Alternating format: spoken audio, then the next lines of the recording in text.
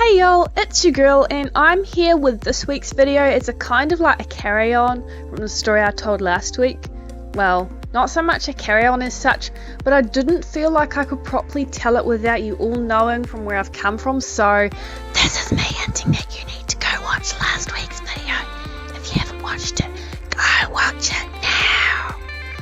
Alright, so this title I'm probably going to call something like The New Keto Diet or Nature's One-Stop Shop to Losing All the Weight You Need, which I'm just about to elaborate on why, because boy, if you know me, you know I'm about as skinny as a twig itself. Okay, so the first time I partook in this diet, shall we say, was back when I was living as a Viking, right? The guy whose couch I was sleeping on at the time, he owned a cat, right? And one day, as my dude was leaving to go off somewhere with one of his spearmen, and yes, that's exactly how you think it is.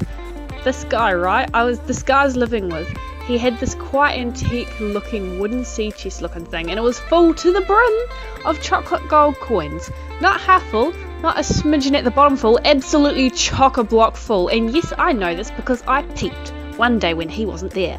So this guy I was living with, he has this whole friggin' chest full of what he called his Roman gold, right? And he'd call it that because he had been involved with the Viking community for friggin' years. Like to the point where he's got Second Legio Augusta New Zealand, all with the V's replacing the U's stashed under his CV on his Facebook profile because, you know, he was going for world domination, and that was apparently the legion he specialised in. And it's his #1 job position too, ranks even higher than his lifetime qualifications, self-run business and clinical osteopathy. So anyway, I digress. The guy was a well-respected Roman war chieftain or whatever the heck he called himself, and devoting a full lifetime's worth to osteopathy as well. You can only imagine what his reach and influence was. And he had a friggin' chest full of all his Roman gold, and what he'd do was, he'd give it out to people, but not for free. If you took his gold, he'd technically bought you, and you were under his chain of command. I never took any of his gold, I don't like being owned, and would rather be considered his dear friend and co-conspirer, rather than someone who was under his Roman rule, per se. And people took this seriously, you know, like, they were chocolate coins and all, but he had lots of freaking people who would come up and they'd just go and get up to I don't even know what. Like, I was there this one time and this whole army of people burst in through the door, built like mountains, and they had the voices to match, and everyone was all sitting around and drinking mead, sharing stories, because apparently they'd come up from somewhere on some official battle business. I can't even properly remember, but the guy's house was already on limited space, you know, being filled with all his armour and spears and all, and I was already sleeping on the couch. So we just all sprawled out everywhere, trying not to get sliced and diced up like the finest of Roman mincemeat amongst all his swords and shit. But anyway, I very much digress. So one day my Roman guy was heading out with one of his men. He specialised in spear fighting and they were going off to do something. And his cat comes in, carrying a mouse. And I don't know why I jumped to do this, probably because I was living on borrowed money as it is, and I am very much accustomed to a life of poverty and compromise.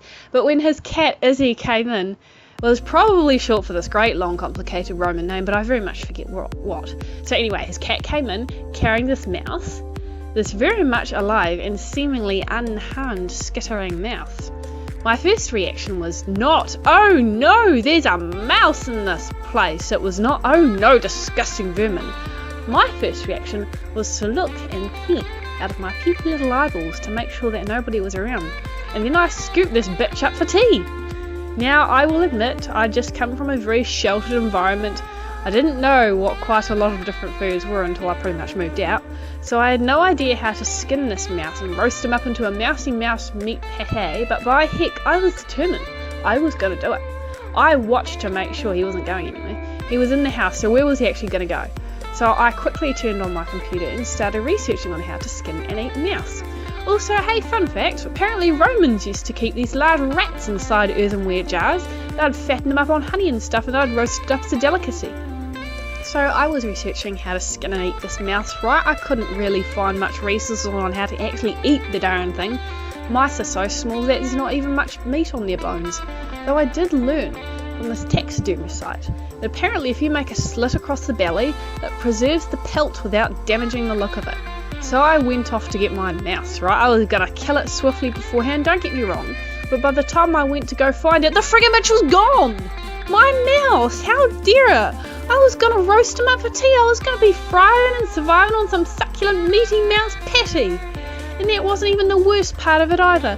When I was working back of house at the cafe, just over a year later, one of the chefs or demi-chefs or whatever he was, he found out about it and started singing songs about me eating mice. And even that wasn't the worst part either, because I eventually did end up succeeding in eating something that wasn't quite a mouse, but you will have to stay tuned for that next week.